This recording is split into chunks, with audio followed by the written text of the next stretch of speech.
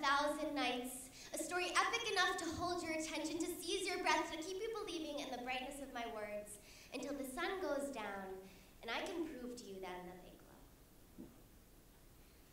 I've always wanted a story witty enough to shock. A story like the space under my breath where I mutter crude little phrases and cutting remarks, lounging in my bad bitch boudoir of a mind like Dorothy Parker with ass implants, a drink in my hand mixed of sour and sweet and a howling laughter. A story to make you hug in splendor, roll with pleasure, shake the way you do baked. A story to make you fall in love with your body, ringing with lines that sound like Oscar Wilde singing in the shower, and the best stand-up there ever was sitting down. I've always wanted a story exciting enough to make you squirm, to make you hear the rhythm of your pulsing interior, to make you move in ways you've always known you could but have otherwise kept hidden. A story to make you remember how it first felt to burn inside. One with words that swirl like tongues on nipples, to the hypnotic pull of tantric hours, days and nights of a tale extended, because wasn't it a story that first taught you everything builds to a climax? That if it's good enough the first time around, you should turn it over and read it again.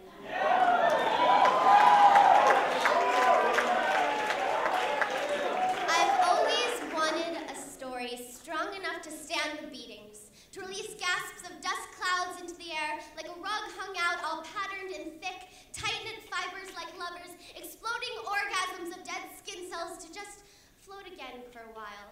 A story confident enough to walk around without a bra when it's a little too chilly, because there's nothing wrong with recognizing that even the smallest things in life can be hard sometimes.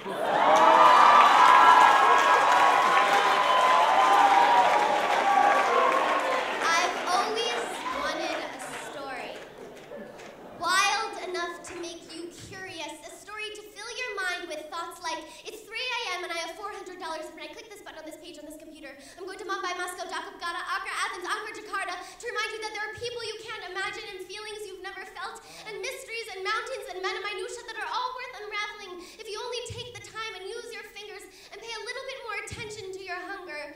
A story to give you the feeling of that morning when you once woke up knowing that the day was good and the night was good and everything is good, so you mustn't rest now, because now is the perfect time for magic.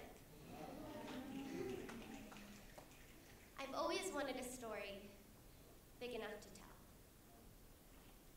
A story big enough to wrap you in the poppy-field fog of my dreams, to make you feel how much I love how bright it is, how every cup is brimming, and how each moment teems with kinetic possibility. So when you ask me to tell you a story, to tell you what I'm going to do with my life, where I'm going, who I'll meet, how many chapters we'll have, how many moons it will consume, how many lips it will cross, how many days it will take, how many pens will break, how many times I'll rewrite and wrestle line words in dark caves at night, I say hush. Be patient. Gather round. Time will move fast enough for all of us, and I'm beginning my story now, so just listen. It'll be big enough.